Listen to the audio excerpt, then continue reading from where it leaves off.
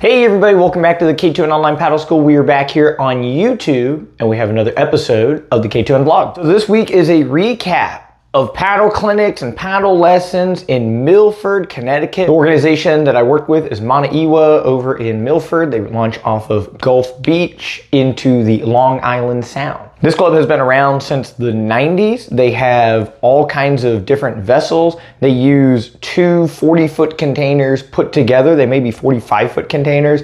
They store paddles and their boats and all these things on these containers, and it is a short walk over to the beach. Never been to the New England area before in my life, so there's a lot of cool things in the region. New Haven is the next town over, and they're really known for their different pizzas. There's lobster rolls and authentic Italian food and all kinds of other stuff, so the area itself was really cool. The Long Island Sound can become a fairly challenging body of water to paddle on. In my mind, I imagine it being like this giant pond, but with even the littlest amount of wind and an outgoing tide, it would stack up swells that were about 1 to 2 feet tall, which is incredible from my vantage point without wind that is very tangible. So on my first day up, I flew in on Thursday and they run club practice at 6 p.m. and it worked out where I could just get into town. I flew into Hartford, battling traffic, gonna come over to Milford and actually paddle with the group that evening. So I wasn't coaching in this capacity yet, just going out, meeting people and kind of showcasing some of the paddling. And the Long Island Sound on this day, right, relatively choppy for the most part. So I was paddling an OC2 with a couple of people. So the first person that I paddled the OC2 with was Andy Peterson, who made most all of this possible in getting me up there and helping facilitate and strategize a lot of the logistics this weekend. The rest of the crew was in an OC12, which is two OC6s that are put together. So instead of having an AMA, your AMA is essentially another OC6 hull. And so we're all out there paddling and I turn over my left shoulder to look at the OC12 and I actually slide completely out of the OC2 into the water. So a hoolie is where the boat actually flips, and in this context, I just fell into the water. And the reason that this happened is as I was using this seat here, when I turned over to the left, the seat actually gave with my body weight on it and I just slid straight out of the canoe. After swapping my seat partners with Ellen, who was gracious enough to let me stay at her place over the weekend, we did actually hoolie because of the same premise. As the canoe AMA was coming up, I was bracing on the right hand side and my seat gave out from under me and I slid into the water. So on a traditional hoolie, the first thing that hits the water is like your shoulder, your elbow, your hand, something over here. But for me, the first thing that hit the water as we fell out was actually my butt. I slid completely out of the seat as it gave way underneath me and hit the water waist first. And so it ends up being a pretty funny anecdote. I don't often hoolie, and having a equipment malfunction in the seat itself is one of the most comical ways to go into the water. And so both times I'm thinking, man, this OC12 just watched me dump into the water twice, and I wonder if their morale for the upcoming clinics and lessons on Friday, Saturday, Sunday have plummeted, thinking like, does this guy know what he's doing? They were gracious enough to let me keep the seat as they are going to get a new seat. That way this malfunction doesn't happen again. You could probably refortify the seat with some extra foam and glue to try and hold it together to give it the proper shaping that it should be, looking something like this as opposed to being floppy in this direction. But it'll be a great keepsake of fun memories up in that area. So on Friday we did individual lessons and small group lessons. That was the day that was the least amount of time out on the water. I was able to sneak away to New Haven during my lunch break in order to get some of that pizza. The club in this capacity has a very high number of participants, a high level of enthusiasm, but not a lot of structure in the pathing of very specialized and optimized paddling movement. So when you're running an organization, you have this delicate balance, right? And I, as a club owner, understand the spectrum and where I fall on it, right? I have some strengths and I have some weaknesses, and there are people that have the strength that is my weakness, but have no idea how to do the thing that I'm good at. So in this club, there's never really been a lot of structured coaching, but the person running the group was incredibly good at getting people together and building a community and doing the parts that grow the actual club. And with my organization, I often fall on the opposite side. I am not great at getting the people to come out all of the time. I'm not very good at structuring the social aspects of the club or nurturing those parts, right? I try to offset that to other people in my club because it's my inherent weakness. And if I can work together with them, then we can bring all these ideas together. What I am good at is how we paddle, right? 99% of my brain is about the optimization of our movement patterns, right? What can we do to go faster right now? So it was very nice coming up into an environment that had all of the social aspects already there. All the people are here. They're very enthusiastic. They all like each other. It was very nice to go into this structure and then apply the thing that I'm good at, which is race performance. And just like all the other clinics, it's instant gratification for myself as a coach because people quickly pick up these ideas.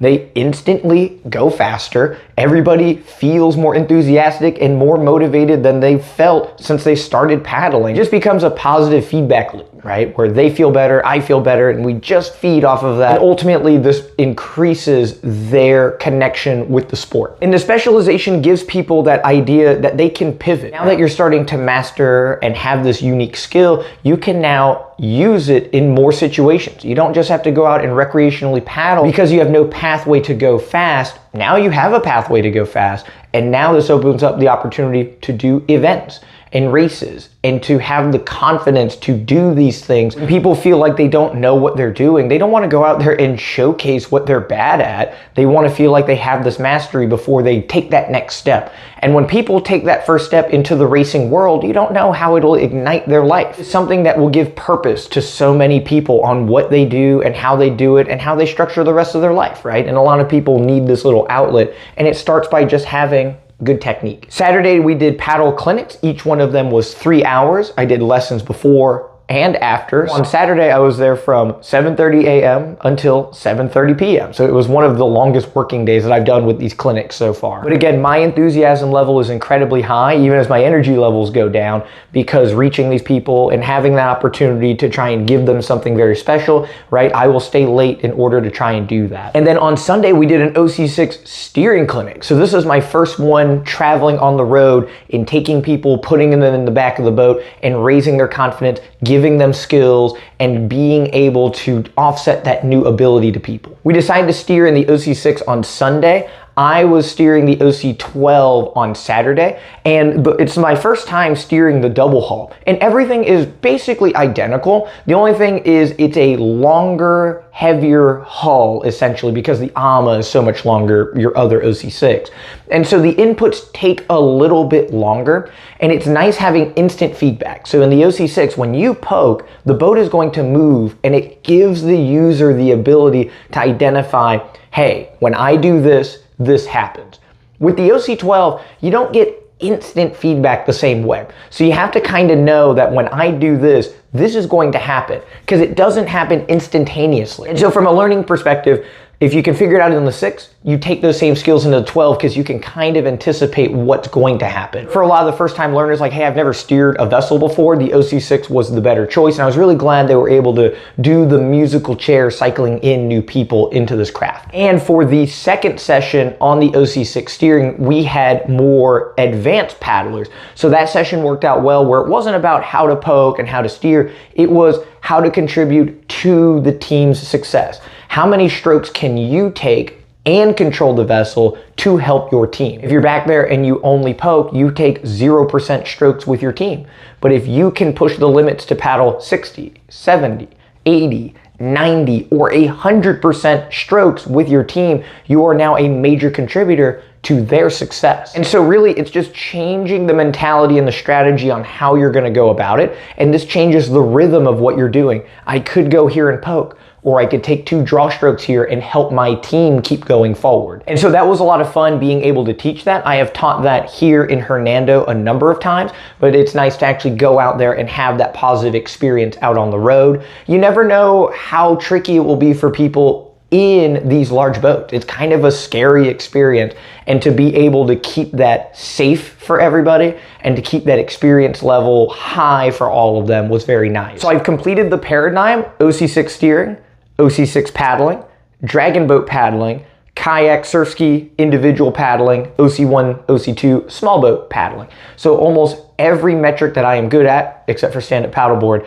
I have gone on the road and have done a clinic for this year. It's really nice when people reach out and inquire about clinics. I have data on how many participants, how many hours it should be, and the overall structure for all kinds of different formats, right? There are people that will never steer an OC6 because they're just a surf ski racer out in the ocean, but being able to connect with both those target audiences helps me a lot as a business. My purpose with these clinics is to give a very high quality experience, right? I very much think about all of the ideas that go into it, thinking about the location that we're at, how we're going to structure it in order to reach everybody. I joke at all these clinics, you are not allowed to leave unless you learn something. So please ask questions.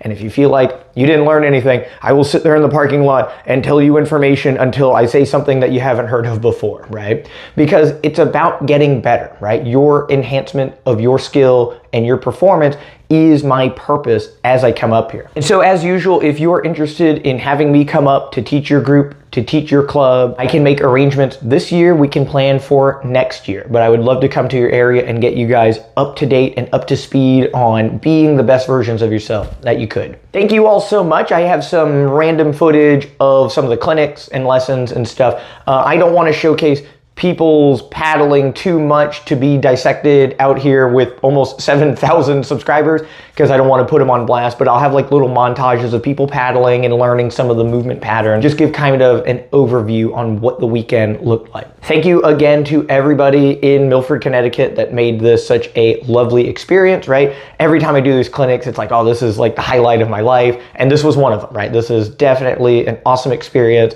And I hope everything works out where I can return. Thank you all so much for the ongoing support, and we'll see you all next week for the next K2N vlog episode.